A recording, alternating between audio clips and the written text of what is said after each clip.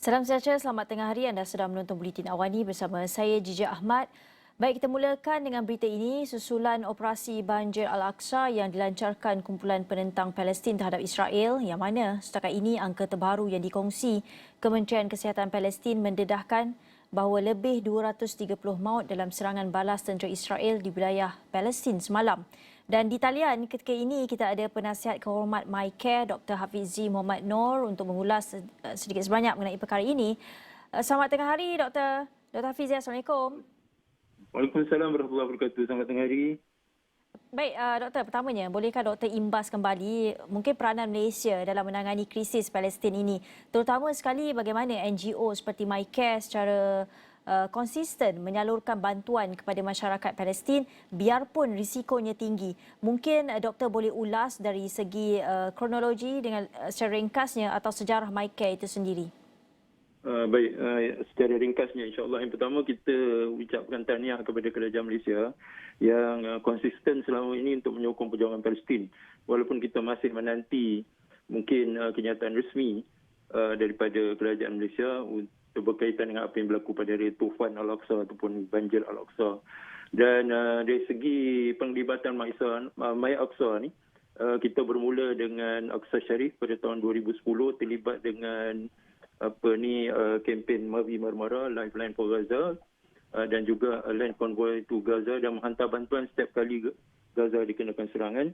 Setakat ini kita sudah membantu 24 negara. Negara yang ke-24 yang terbaru adalah Morocco yang dilanda gempa pada hari ini. Dan sudah tentu antara 60 hingga 70% daripada bantuan yang kita salurkan yang sudah mencecah lebih daripada 200 juta ringgit Malaysia sejak 11 tahun yang lalu. Itu adalah untuk Palestin dengan the bulk ataupun sebahagian besarnya adalah untuk Gaza, dan kita juga sedang meningkatkan bantuan untuk Baitul Maqdis dan juga Tebing Barat. Jadi maknanya apa yang berlaku pada hari ini kita akan respon segera. Kita mendapat maklumat daripada pejabat kita, pejabat MyCare di Gaza dan yang diketuai oleh Dr. Ziad Syahada, yang mana beliau menganggarkan bantuan yang diperlukan setakat ini untuk jujuan perubatan saja mencecah $100,000 dan kita akan menghantar bantuan segera yang pertama sebanyak $20,000 dan sudah tentu akan menyusul dengan bantuan seterusnya setelah kita membuka kempen yang sebesar-besarnya untuk isu yang sangat penting. Setakat inilah, sejak 70 tahun yang lalu, ini adalah merupakan harapan baru, ini adalah merupakan suatu impian bagi kita seluruh umat Islam dan juga seluruh dunia yang ditindas, berada dalam keadaan ditakluki, ditawan seperti yang berlaku kepada rakyat Palestin pada hari ini. Dan saya nak tegaskan juga dekat sini apa yang dilakukan oleh pejuang Palestin itu adalah sesuatu yang sah dari segi undang-undang, diperakui oleh piagam PBB yang memberikan kebebasan kepada mana-mana pihak yang ditakluki, yang ditawan untuk bangkit menentang dengan menggunakan apa cara sekalipun, termasuk kebangkitan bersenjata. Itulah secara ringkasnya tentang MyCare dan isu yang kita tangani pada hari ini, Puan. Ya. Okey. Baik, Dr. Hafizi, melihat kepada jumlah kematian yang agak tinggi dalam tempoh 24 jam ini, mungkin MyCare sudah ada plan dalam masa terdekat untuk ke sana?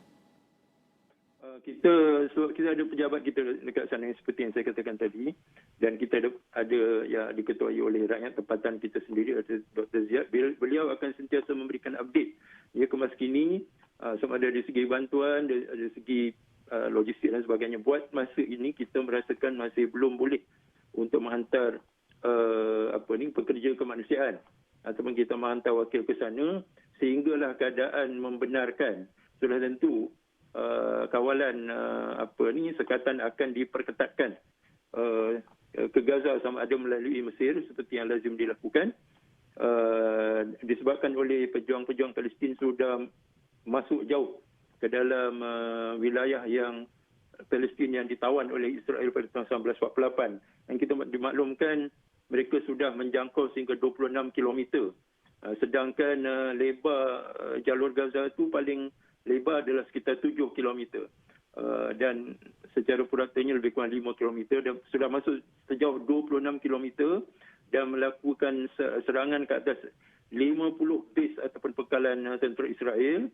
Dan seperti yang Puan katakan tadi, 230 body count kematian yang dideritai oleh rakyat Palestin di Gaza.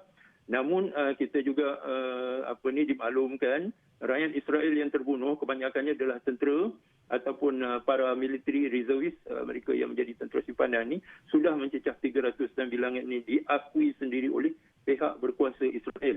Itu tidak termasuk tentera yang ditawan yang bilangannya setakat ini kita maklum sekitar 50 orang dan beberapa angkatan ketua terus angkatan tentera mereka di pelbagai di pelbagai sektor termasuklah di Gaza yang sudah ditawan dan ada juga yang sudah terbunuh. Jadi ini merupakan satu pukulan yang paling dahsyat yang pernah dideritai oleh Israel dan kita menjangkakan memang akan berlaku serangan balas. Netanyahu sudah mengatakan bahawa we are at war dan they will never stop at anything dan dia pledge Gaza akan melalui kebinasaan yang tidak pernah mereka lihat sebelum ini. Jadi dengan begitu marah Netanyahu memberikan reaksinya dan di PBB baru-baru ini dia dengan bongkaknya menyatakan bahawa Gaza akan dapat ditakluki dan mereka akan keluar daripada keadaan ini sebagai pemenang. Jadi itu saya nak sebutlah dekat sini, sokongan daripada rakyat Malaysia sangat penting. Kita sudah pun membuka tabung dan berilah sumbangan pada mana-mana NGO yang tuan-tuan dan puan-puan selesa. Kami bagi pihak MyCare akan memberikan tumpuan kepada bantuan perubatan, sasarannya $100,000, $20,000 akan dihantar segera sebab kita ada reserve fund dan ini adalah untuk memberikan keperluan yang dikehendaki di segi emergency fund. Antara yang diserang oleh Israel ini adalah rumah-rumah orang awam dan juga hospital Indonesia di Gaza. Itu diserang menyebabkan setakat ini satu kematian dan berapa ramai lagi mengalami kecederaan. Jadi kita lihat Israel tidak akan observe apa juga rule of law, apa juga sekatan-sekatan yang dikenakan oleh PBB. Mereka akan terus bertindak. Apatah lagi EU, Commission EU, European Union telah memberikan carte blanche, maknanya kebebasan tanpa batas kepada Israel untuk bertindak balas serangan dan sudah tentu kita menjangkakan kematian yang besar seperti yang diumumkan tadi, 230 orang pada hari ini. Jadi kita doakan agar rakyat Palestin terus diberikan kekuatan untuk bertindak balas atas kekejaman yang dilakukan oleh Israel. Kita kena ingat Israel sudah membunuh sekitar 200 orang di sekitar Baitul Maqdis dan juga di tepi barat. Ramai daripada mereka al-Murkam Murabitun, mereka mempertahankan Masjid Al-Aqsa. 200 orang setakat ini pada tahun ini sahaja. Dan mereka akan terus bertindak dengan tanpa batas, melanggar semua hukum-hukum peperangan, melakukan semua war crimes, jenayah-jenayah peperangan. Netanyahu pun sudah mengisytiharkan mereka akan membawa masuk 1 juta orang Yahudi lagi dan akan mengisytiharkan negara Israel sebagai negara yang berasaskan kepada agama yang berdiri di atas hukum-hukum Taurat yang sudah dipindah dan Talmud. Mereka merasakan sekarang ini mereka nak menggunakan agama, menunggang agama, sedangkan selama ini mereka mengakui mereka sebagai sebuah negara sekular dan mereka akan usir semua rakyat Palestin dan akan menjanjikan bahawa perjuangan Palestin ini akan padam dengan mengadakan normalisasi dengan negara-negara Arab dan negara-negara Islam yang sedang mereka usahakan. Yang terbaru adalah dengan Arab Saudi. Jadi kita harap peristiwa ini akan menyebabkan semua pihak berfikir balik dan memberikan pertimbangan yang waras untuk terus menyokong perjuangan Palestin dan tidak terperangkap ataupun diumpan dengan pelbagai institusi ekonomi yang ditawarkan oleh Israel dan juga penaungnya itu Amerika Syarikat. Baik, Doktor, mungkin dari segi konteks berkenaan, dari segi bantuan, pandangan Doktor mengenai solidariti yang ditunjukkan oleh negara Eropah dan Amerika Syarikat terhadap Israel, sedangkan negara-negara Islam agak pasif. Pandangan Doktor? Ya, inilah yang kita memang sudah jangka. Sejak 70 tahun yang lalu, bukan hari ini atau semalam, sejak 70 tahun yang lalu, Amerika dan Kesatuan Eropah, mereka langsung tidak menghormati piagam PBB yang mereka sendiri rangka dan resolusi yang telah diputuskan di peringkat UNGA, General Assembly, Perhimpunan Agung, dan juga Security Council ataupun Majlis Keselamatan. Jadi kita memang tidak pelik, ya, Amerika dan EU khususnya, bahkan Rusia kalau terdesak, ya, atas kepentingan-kepentingan tertentu sebagaimana yang mereka putuskan pada tahun 2007, mereka bentuk kuartet. Kuartet ini terdiri daripada empat unsur atau elemen, iaitu PBB sendiri, Amerika Syarikat, Kesatuan Eropah dan Rusia. Mereka memutuskan untuk mengenakan sekatan ke atas Gaza. Dan sekatan itu sudah berlangsung 16 tahun. 16 tahun penduduk Gaza dihalang daripada mendapatkan kebebasan untuk bergerak. Mereka tak boleh keluar masuk seperti mana kita.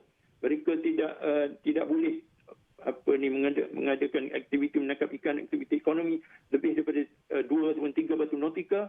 Semua ditutup laut, darat, udara, sehingga Gaza menjadi penjara yang terbesar terbuka di dunia ini dengan kepadatan sekitar 3,000 orang 1 kilometer persegi. Jadi jangan lupa penindasan, kekejaman yang dilakukan ke atas penduduk Gaza, dan kerana itu apa yang mereka lakukan ini adalah suatu yang legitimate, yang sah dari segi undang-undang antarabangsa, walaupun ianya dilihat sebagai satu tindakan keganasan Amerika dan Eropah.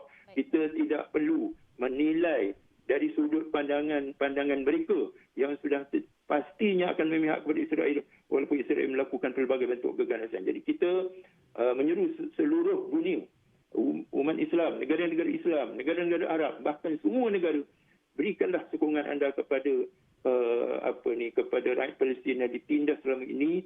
Enough is enough. Ya?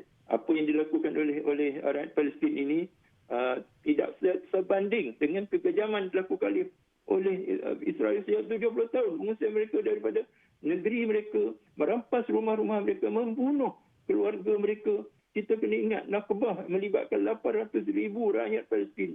Dia terusir keluar daripada negara Palestin. Dan mereka sekarang menetap di kamp-kamp pelarian di Jordan, di Syria, Mesir, di Lebanon dan sebagainya. Mereka masih lagi berada dalam keadaan yang sangat menyedihkan di kamp-kamp pelarian tersebut. Jadi kita seru rakyat Malaysia, kerajaan Malaysia, supaya hulurkan bantuan kewangan dan juga menghentikan sebarang bentuk normalisasi, dan sokonglah tindakan PDS, Boycott, Divestment, Sanction, untuk terus memboikot mana-mana produk yang dihasilkan oleh Israel, terutama di tepi barat. Ini adalah kita punya respon ataupun maklum balas kita kepada tindakan keganasan yang dilakukan oleh Israel. Baik, terima kasih Dr. Hafizi Muhammad Noor. Itu tadi penasihat kehormat MyCare sikit sebanyak menyatakan solidariti untuk Palestin.